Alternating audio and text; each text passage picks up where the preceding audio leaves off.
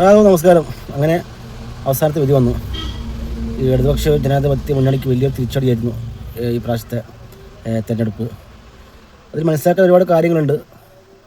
ഒന്ന്, ഈ 10 വർഷം ഇടതുപക്ഷം തികയാൻ നിൽക്കുമ്പോൾ ഒരുപാട് കാര്യങ്ങൾ, ഈ സ്വർണ്ണക്കടത്ത് പോലത്തെ അല്ലെങ്കിൽ അയ്യപ്പൻ്റെ സ്വർണം അടിച്ചു മാറ്റി തുടർന്നുള്ള ഒരുപാട് വിഷയങ്ങൾ വന്ന് പിന്നെ ഇതിൽ പ്രതിഫലിച്ചു. രണ്ടാമത്തെ വിഷയം എന്ന് പറയുമ്പം ഒരുപാട് വാഗ്ദാനം നൽകിയിട്ട് അവസാനം ഒന്നുമില്ലാതെ ആളുകളെ വിഡ്ഢികളാക്കി എന്ന് വേണം പറയാം. പിന്നെ ഇവരെ മെയിൻ പ്രശ്നം വെച്ച് പറയുമ്പം ഇവർ ലോക്കൽ സപ്പോർട്ടിങ് വളരെ ഇവർക്ക് വലുതായിരിക്കും. കാരണം എന്ന് വെച്ചാൽ നമ്മൾ എന്തെങ്കിലും ഒരു കേസായിട്ട് നമ്മളിപ്പോൾ ഒരു ഇടതുപക്ഷീൻ്റെ ഒരു ചായ്വുള്ള ഒരു ആൾക്കാർക്ക് നമ്മൾ കേസ് കൊടുത്തു കഴിഞ്ഞാൽ, ഇപ്പോൾ പോലീസ് സ്റ്റേഷനിൽ പോയി കഴിഞ്ഞാൽ ഈ പോലീസുകാർ വാതിനെ പ്രതിയാക്കും. അതൊന്നും കാര്യം അനുഭവം അറിയില്ല. വാതിനൊരു പ്രതിയാക്കളി. ഇവരിത് ഇടതുപക്ഷത്തിൻ്റെ ഏറ്റവും പോരായ്മ പറയുമ്പോൾ ഈ ലോക്കൽസ് അല്ലാണ്ട് ഇവർ വളർത്തിക്കളയും. അതായത് ഇവർക്ക് പ്രവർത്തിക്കുന്ന ഒരു പാർട്ടിയിൽ ആരായിരിക്കില്ല. ചിലപ്പോൾ പ്രവർത്തിക്കുന്ന ആളായിരിക്കും, അല്ലെങ്കിൽ പ്രവർത്തിക്കാത്ത ആളുമായിരിക്കും. അവരെന്താക്കും, അവർക്കെതിരെ അവർ തമ്മാർത്തനത്തിൻ്റെ അറ്റം ചെയ്തിട്ടായിരിക്കും അവർക്കെതിരെ കേസ് കൊടുക്കുക. ഈ കേസ് കൊടുത്തു കഴിഞ്ഞാൽ പോലീസ് സ്റ്റേഷനിൽ നമ്മളൊരു വിശ്വസിച്ചൊരു പരാതിയിൽ പോയി കഴിഞ്ഞാൽ ഈ കേസ് കൊടുത്തവൻ പ്രതിയാവും. അത് ഈ വാദി ഇവർ പ്രതിയാക്കും. കാരണം ഇവർ ലോക്കൽ സെക്രട്ടറി, ലോക്കൽ ഓഫീസിൽ നിന്ന് വിളിച്ച് പറയും നമ്മുടെ ആളാണ്, അത് ഒഴിവാക്കിക്കളാം. അതുപോലെ പോലീസുകാർ കേൾക്കും.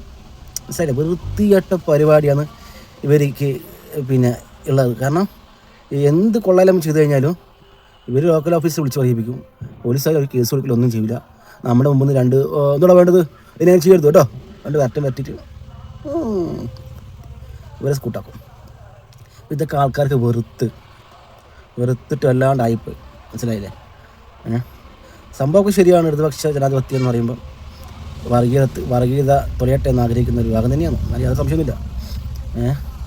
അവിടെ ഏറ്റവും വലിയ തെളിവാണല്ലോ സഖാവ് പിണറായി വിജയൻ. അദ്ദേഹത്തിൻ്റെ സ്വന്തം മകളെ പിന്നെ കല്യാണം കഴിപ്പിച്ചു കൊടുത്തായിരിക്കണം ഒരു മുസ്ലിമിനാണ്, മുഹമ്മദ് റിയാസ് മന്ത്രി, അദ്ദേഹത്തിനാണ്.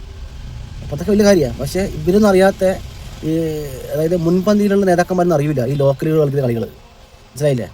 അവരെന്ന് പറഞ്ഞാൽ ഒരിക്കലും സമ്മതിക്കില്ല. നിങ്ങൾ ആലോചിക്കുക, ഈ ഏറ്റവും കൂടുതൽ ഈ ഇപ്പം MDM ആയിട്ടോ അല്ലെങ്കിൽ കള്ളും കഞ്ചാവും കേസൊക്കെ ഏറ്റവും കൂടുതൽ വരുന്നത് ഈ ലോക്കൽ പാർട്ടിയിൽപ്പെട്ട അല്ലെങ്കിൽ ലോക്കൽ ഏരിയയിൽപ്പെട്ട പ്രവർത്തകരുടെ ഇടയിലുള്ളത്. ഈ അടുത്ത് കൂത്തുപറമ്പിൽ ഒരു പാവപ്പെട്ട ഒരു വയോധികൻ്റെ ഒരു അത്രയും പ്രായമുള്ള സ്ത്രീൻ്റെ മാല പൊട്ടിച്ചിട്ട് പോയില്ലേ? അയാൾ എൻ്റെ കൗൺസിലർ മറ്റാ, പാർട്ടിയിൽ നിന്ന് കൗൺസിലർ മറ്റേ അയാൾ നോക്കുമ്പോൾ ടോപ്പ് വിറ്റെന്ന് പറയുമ്പോൾ അത് പൊട്ടിച്ചത് മുക്കുമാലായിപ്പോയി. അത് പിന്നെ പൊട്ടിച്ചപ്പോൾ മുക്കുമാലായിപ്പോയി. അങ്ങനെ കൊണ്ട് ഒരുപാട് ചെറ്റത്തരം കാണിക്കുന്നുണ്ട്. അതൊന്നും പാർട്ടിയുടെ ഹെഡൊന്നും അറിയുന്നില്ല കേട്ടോ.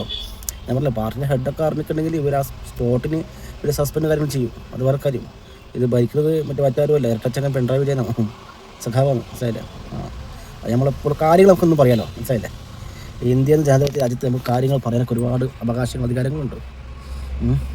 അപ്പോൾ അങ്ങനത്തെ ഒരുപാട് വിഷയങ്ങളിൽ വന്നുപോയി. മെയിനായിട്ട് ഇവർ തന്നെ ഈ പറഞ്ഞതുപോലെ ഈ സ്വർണ്ണ കടത്തുകൾ തന്നെ ഈ അയ്യപ്പനൊക്കെ വിറ്റിട്ട് പൈസ ആക്കാന്ന് പറയുമ്പോൾ മനസ്സിലായില്ലേ, പിന്നെ ഭക്തജനങ്ങൾ ക്ഷമിക്കില്ലല്ലോ, ആരും ക്ഷമിക്കില്ലല്ലോ അല്ലേ? അപ്പോൾ അങ്ങനെ ഒരുപാട് വിഷയങ്ങളായിപ്പോയി. അപ്പോൾ വലിയൊരു തിരിച്ചടി തന്നെ ആയിപ്പോയി ഈ പ്രാവശ്യത്തെ ഇലക്ഷന്. എന്തായാലും വിജയിച്ച എല്ലാവർക്കും ഒരുപാട് ആശംസകൾ, അഭിനന്ദനങ്ങൾ അറിയിക്കുന്നു. ജയ് ഹിന്ദ്. നമസ്കാരം.